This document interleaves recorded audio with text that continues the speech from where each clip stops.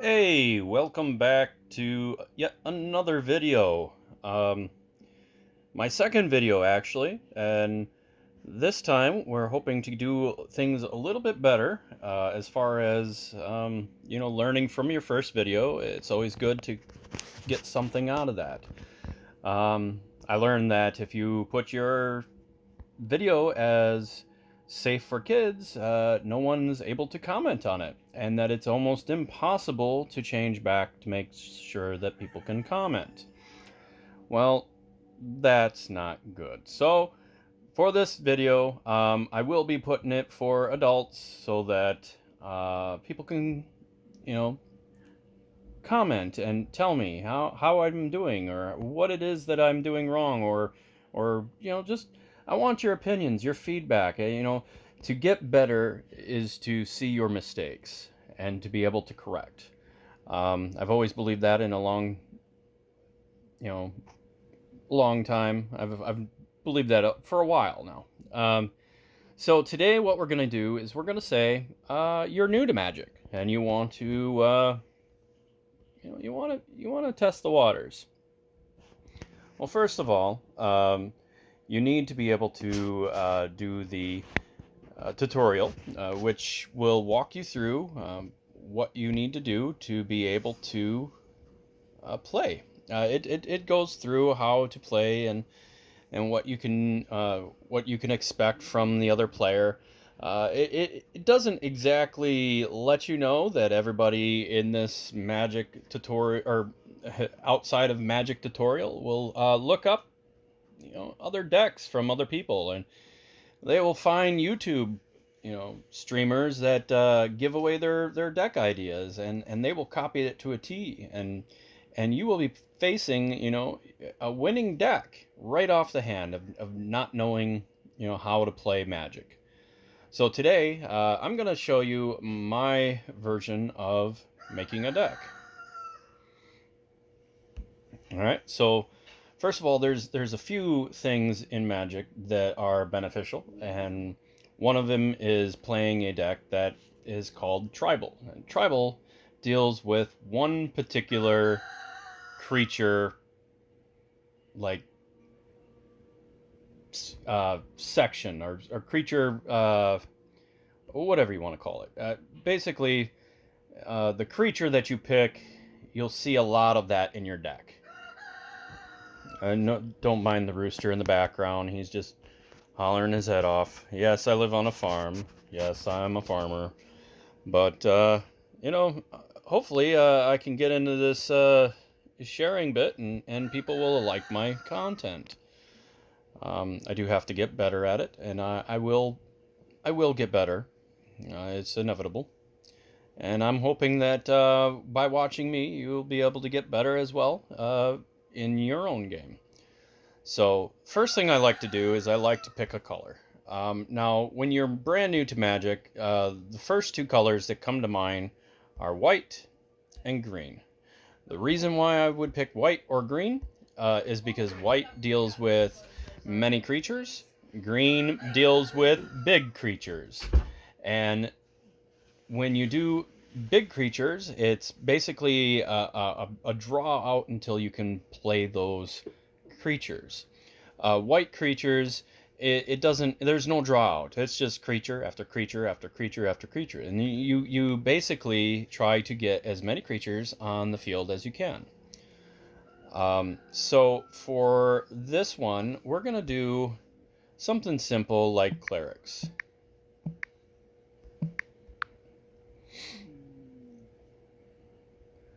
Alright, so now that I've typed in cleric in the search, it's going to narrow down and show me all the cleric positions or possibilities.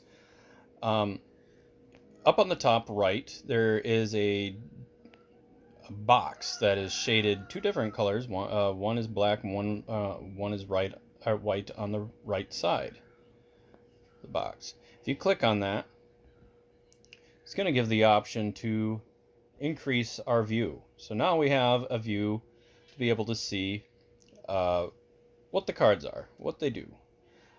Again, if you hold down on them, you'll be able to see this.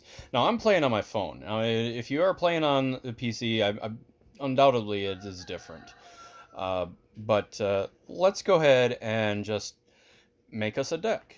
All right. So again, we're looking at clerics. We are looking for a white deck. So we're going to do white just because I believe that that's an easy, first timer deck that could be, modified as you go, as you learn. Um, and we're just gonna add some creatures. The first one I'd like to look at is this Lunarch Veteran. Now, Lunarch Veteran, I played him a long time ago with some of the other decks that I had. This one is going to eventually go out of rotation once the new sets come out. And that's what Magic does, is it bases its cards on a block, and once that block is finished, it starts a new block. And when you start that new block, each set that started the block starts to disappear, and slowly that first block disappears until you're completely into the new block. All right, so the Lunarch Veteran, when other creatures enter the battlefield under your control, you gain a life. Well, that's always good when you're dealing with multiple creatures. And let's see. All right, so we're gaining life, and now we have the option to add this guy, the Voice of the Blessed. Again, he's a spirit cleric, so we're doing tribal again. So the spirit cleric, whenever you gain life, you put a +1 counter on the Voice of the Blessed. As long as you have 4 more, he gains flying and vigilance. Now, flying means that he can only be blocked with creatures with flying. Or let's say a creature with flying can't be blocked except by creatures with flying or reach. And now I'm just reading that given text. Vigilance means that attacking does not cause this creature to tap. And now the last and most powerful part about this creature is when he has 10 or more +1 counters on it, he becomes indestructible. All right, and the reason why this is important is the only way to get rid of an indestructible creature is to have an overall effect where it does not target. You can exile it. You can essentially put an enchantment on it so that it doesn't deal damage to or some. This is your defense against this creature. So there's not a whole lot of defense that you can do with an indestructible creature, but to remove that indestructible or to enchant it. There's a few cards out there that I like, but for this video we're just going to be going simple on this. All right, so this guy, he gets +1 counters, and every time you gain a life, and then when you get enough, he becomes powerful. All right, let's look at some more options. All right, so let's look at this one. So this falls into the same aspect as the other one. So now when this comes into the battlefield, not only are you gaining a life from the Lunarch Veteran, but you're gaining a life from this one. So that means that it'd be 2 +1 counters on the Voice of the Blessed. Not only that, but you'll be able to draw a card. And again, this is a creature with flying, and it cannot be blocked with creatures that don't have flying or don't have reach. And this is a good card. It's for a uncommon. Now, uncommon is the where it says creature and then it says angel cleric right on the symbol. There's a color sequence. This one is black. That means it's common. It means it's a often sought or often found card. It won't be worth a whole lot of money if you were to collect it in IRL. All right, so again, we are just looking for creatures. Now, I've already gone through, this is the end of the white creatures. for Cleric. Now here's some other clerics that are in different colors. Now, when you're starting out, it's best not to mix and do multiple colors, only because you need to play your first game. You need to get used to your land draw. How many land are you getting? Are you getting enough land on your first hand? Are you getting enough land as you're drawing? If you have 2 land in your hand, your next card should be a creature or spell. Um, Now, that's not always the case, but that's the overall wanted effect for drawing on a 60 card deck. You want to be able to have a balance of land and a balance of creatures and spells. All right, so this one, I said don't mix colors, but if you're going to mix colors, this one right here, whenever a creature enters the battlefield under your control, you gain a life. So it basically does the same as our Lunarch Veteran, but when another creature you control dies, each opponent loses a life. Now he's damaging your opponent. So, I mean, if you're going to do a multiple creature, or multiple color, this creature would help you, um, ease into finding your balance. So let's look at other options. All right, so we don't have a whole lot of clerics, and maybe cleric was not the right one to choose. Let's see, Anointed Peacekeeper. So as Anointed Peacekeeper enters the battlefield, look at an opponent's hand, and you choose any card name. Spells that opponent casts cost 2 more to cast. Activated abilities cost 2 more to activate unless they're mana abilities. So I mean, this is a good card. If you have enough of them. I don't. I have what, one. I don't want to do that card because that's just that's a 1 in 60 chance of drawing that, and I just don't feel that right now that that's going to do me any good. But we do have to do something to this deck because we do not have enough clerics. I mean, I could go and hit two 2 mana cost creatures all day, but look at this one. When Herbalist becomes tapped, you gain a life and you scry. I think that would be useful. This one, Enlist. All right, so we're getting a little bit better on what we can put in there, but at the main part, I mean, we've got 12 and 15. We've got 15 creatures right now. We still need more. We still need more creatures. So now we're going to go outside of the cleric. Now if we start putting in just any old card, we get out of, calling this a tribal. And like I said, I want to teach you how to build a tribal deck. So again, we are basing our deck around Voice of the Blessed, only because he's gonna have flying, he's gonna have indestructible, and every time that he attacks, he doesn't have to tap, so he can block as well with that indestructible. But we have to get him there, and to get him there, we need +1 counters. The one that I'm thinking of is a soldier. So right now I'm going to put in soldier. All right. All right, so our soldier options. All right. Now, oops. Let's see. Survivor of... the recruitment officer, I think I've used this a couple times, and it is very helpful when you start getting to a point where you're not able to grab enough creatures. For 4 mana, and this is not a tapped ability, so you could do 8 mana and do this twice.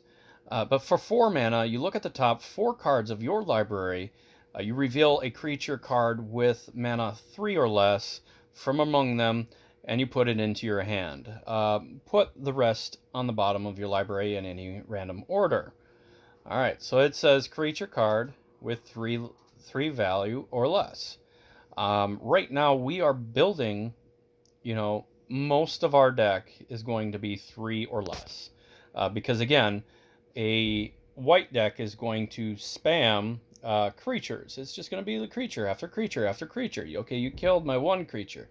Now, a lot of people combat that with, field wipes, destroy all target creatures, or this card deals, X amount of damage to all creatures. That way, you can wipe the floor with tokens if somebody gets too aggressive with tokens. But this one, we are gonna add this one. We're gonna do clerics, and we're gonna do soldiers, only because I feel that this would be beneficial. We don't have enough clerics to fill out a deck, so we're just going to do the deck's best thing and find two creature types and mix them up.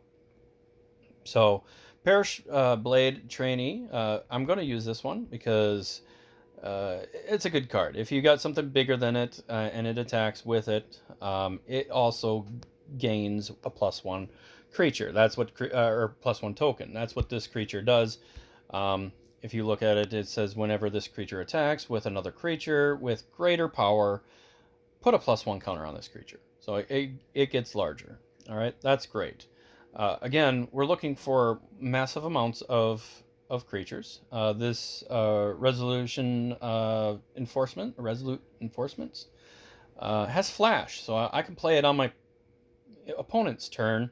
And when I play it on my opponent's turn, say I didn't play my turn, he starts playing his creatures and thinking I have nothing to block it with. Now I've got something to block it with. I've got two things to block it with, because when this comes into the battlefield, you create a 1/1 white soldier token. All right, so we're going to add that. All right, looking at the amount of cards right now, we've got 51 cards. All right, so I think that maybe one, maybe two more types. So let's go ahead and add 2 of the Valiant Veteran. And then our last card that we're going to add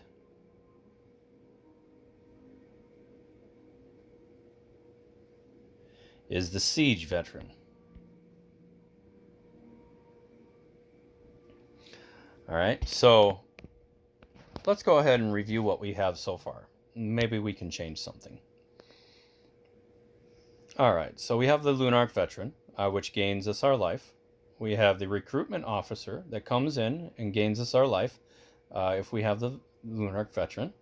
And not only that, but it allows us to look at the top 4 cards of our library and pick out one creature that's 3 or less.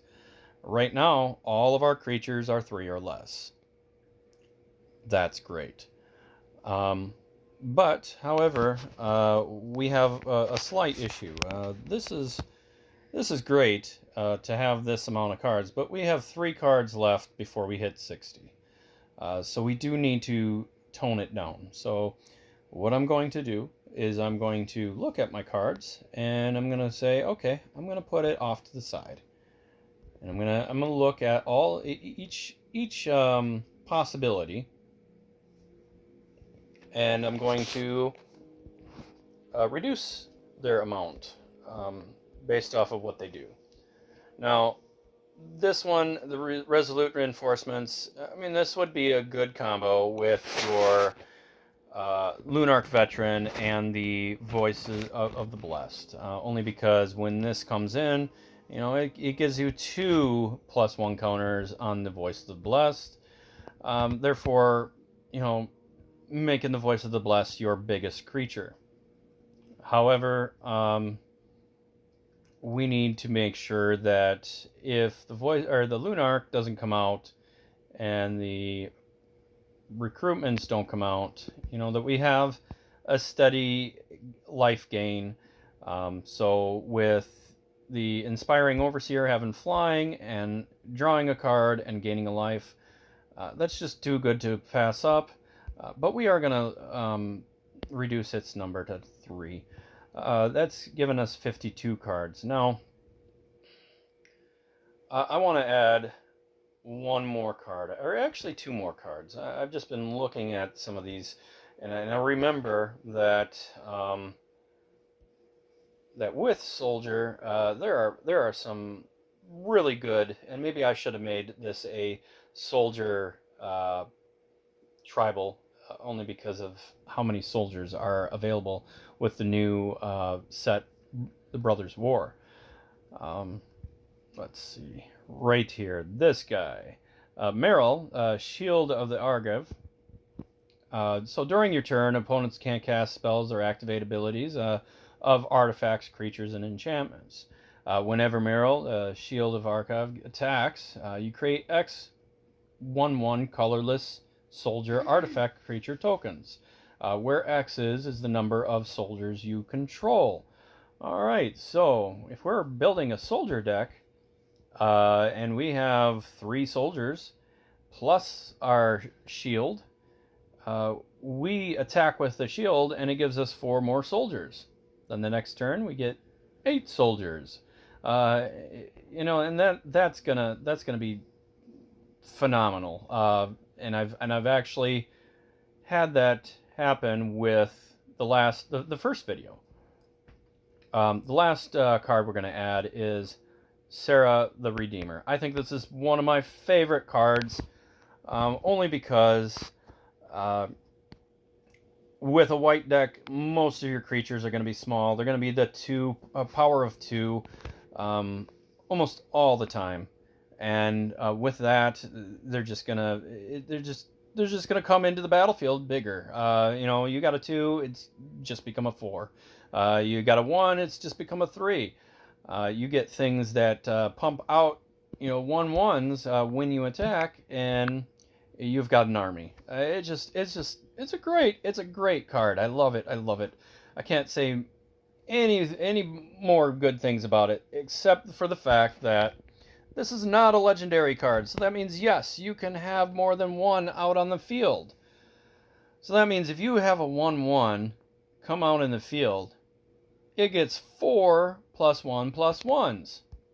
Now, on to our enchantments. This is important, all right? Because now we're going to go into enchantments. I'm going to go ahead and hit instance as well, because we do need a kill card. Alright, so actually we are done with creatures.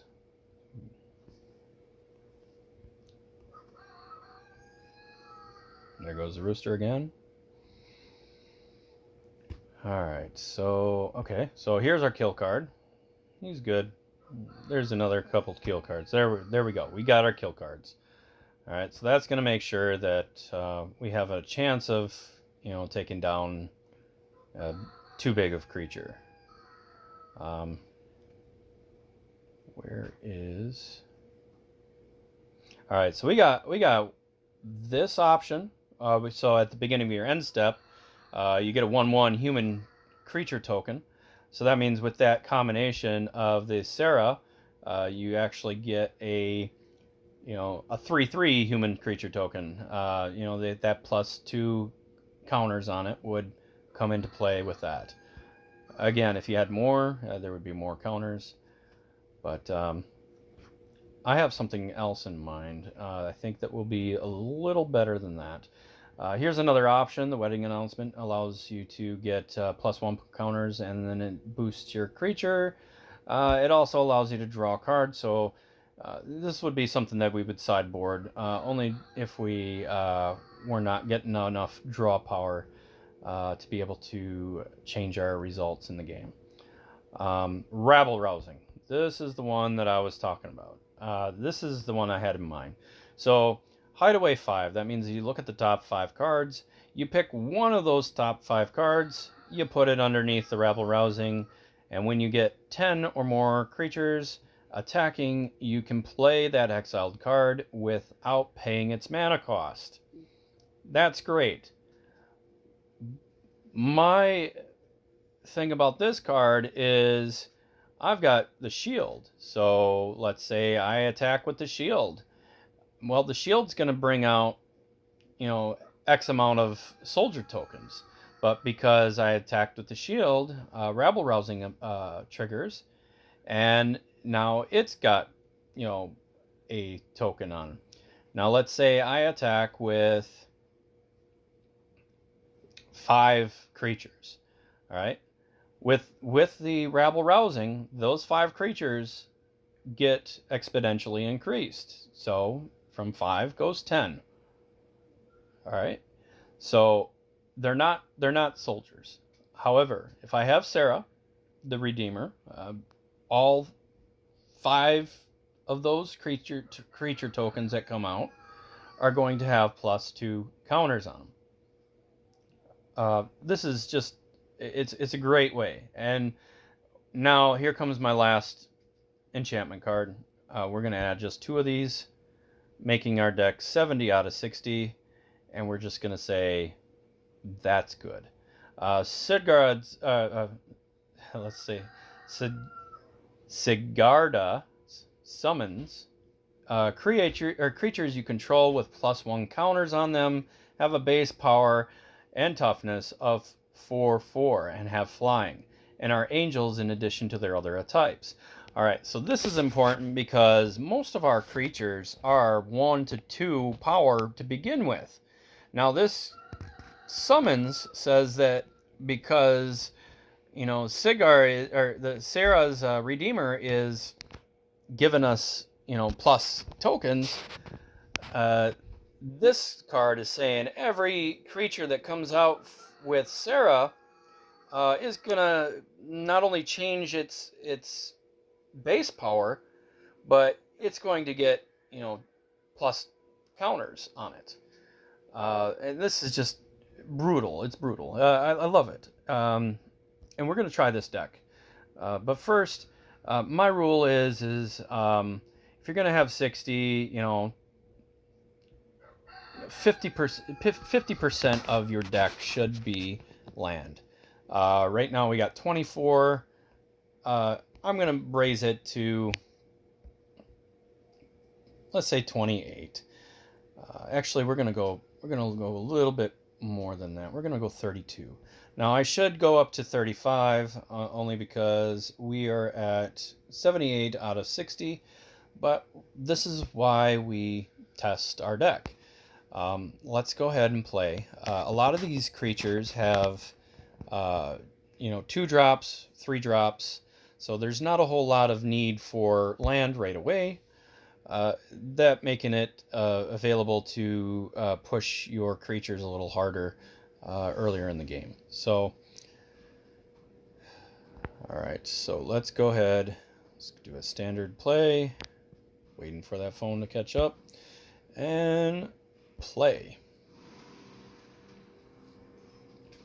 Alright, so again, if you like the content of this video, if you like my, descriptions and my way of describing why I'm doing something, leave a comment in the below section and hit that notification button.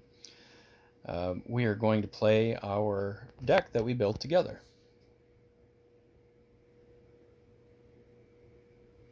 Alright, remember what I told you about not adding any more land? This is a lot of land, but right off the bat, we got our shield, and she requires 4.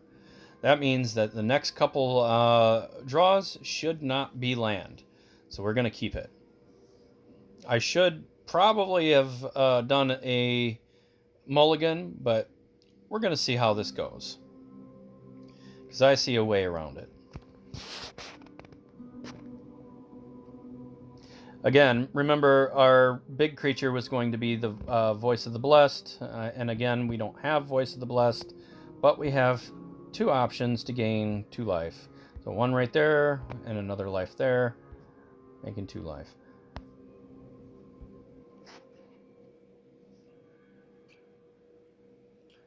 Alright, so our opponent is playing a multicolor. He's playing blue, black, white, which is great. Alright, now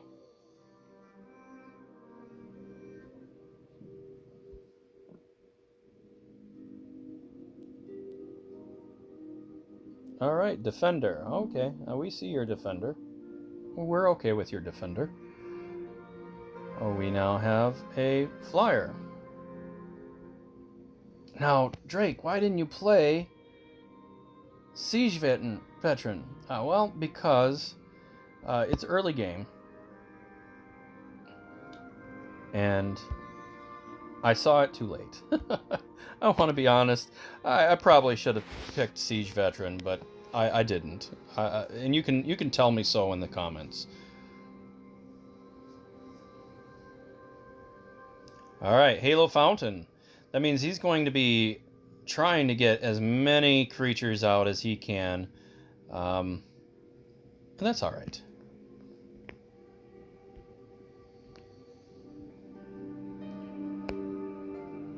And there's the win. All right, well, that was a really quick win. We're going to try that one more time just to make sure that, that was a great game. So let's go ahead and play one more time, and then we'll call it good for this video. Again, if you feel that I could have done something different, tell me in the comment section. I'm definitely up for some suggestions. I definitely feel that you can learn from other people. YouTube is a clear example that you can watch a video and learn from somebody. There's all kinds of videos out there that teach people how to do different things, and sometimes us teachers, the people that love to tell people how to do things, the people that are watching have a different idea of, what they could have done. And there you should be learning from us as instructors. All right, so we got that. We got 2 kill cards, which is great. We got our Serra Redeemer and our shield. All right, so this is the combo that I was talking about earlier. This is going to be great if we can get it out and they don't destroy us. Right now, I don't have a 2-drop. That's kind of a problem. We should be playing every turn to be able to, compete. And this guy, he just comes out with that. We're just going to go ahead and pop him off because we don't want to take 3 damage every time he decides to block us. All right, we got 3. I'm going to attack him for 1. Again, we have the Serra Redeemer, and now we have it times 2. So that means that in our next turn, we have to have a land. There's got to be a land because shield needs to come out. But again, shield isn't going to work because we have cleric. This is the trouble with playing a tribal and not sticking with the tribal. Had we just gone back, erased all the clerics, this probably would have worked a little bit better. And there's our land. Thank you. Here comes the shield. All right, and we're going to attack.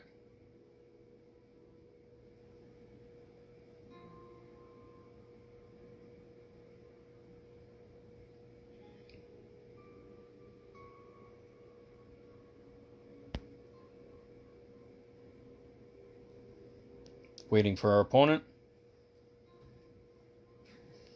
Played a blue land.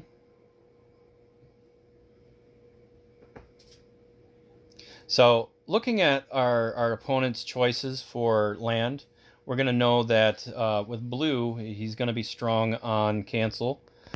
So he got Urza, Lord Protector. I heard that this one is fairly good. It turns into a planeswalker based off of artifacts. So we're going to have to be very careful. We did not get our land. That's a problem. So let's go ahead and play this human soldier. Gain our life.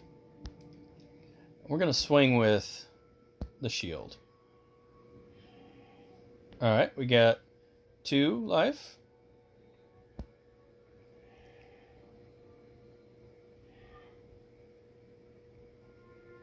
Come on. All right, so he blocked. So we're just going to go ahead and kill him.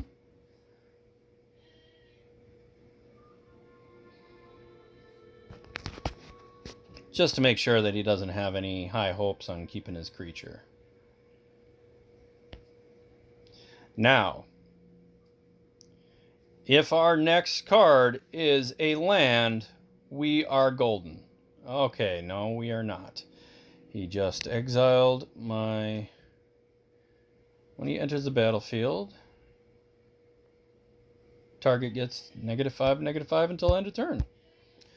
That was great. All right, but I'm going to show you a good way around that. There's a card that allows us to take 3 mana or less from the graveyard to the battlefield and add a counter to them. So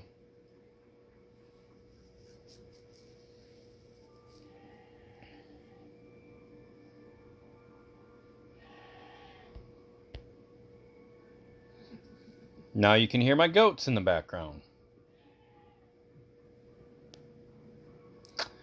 Yes, I have goats.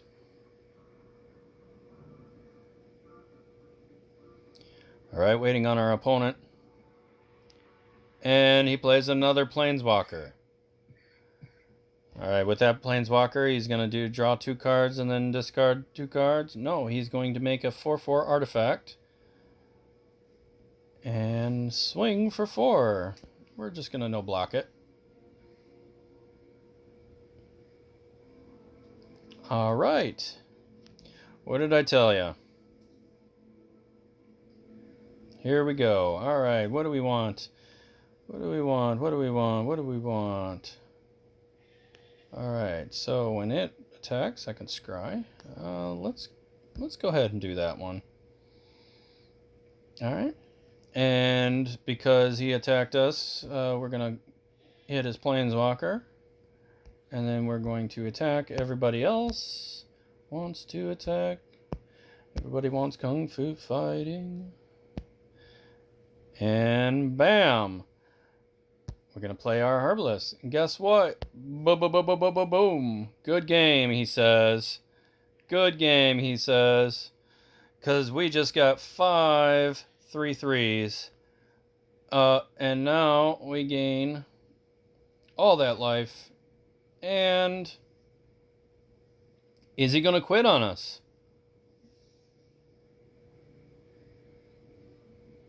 Is he going to concede?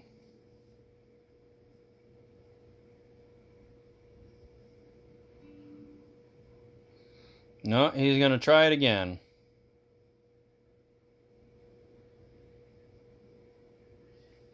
So that card that he played, return a target artifact, enchantment, or planeswalker from your graveyard to the battlefield and create a tapped Power Stone. Alright. And the next. Alright. We're going to play that last Serra Redeemer. And that's going to go in like that. Attack all out. 11 attackers means 11 creatures, means 11 life, means 11 5/5s.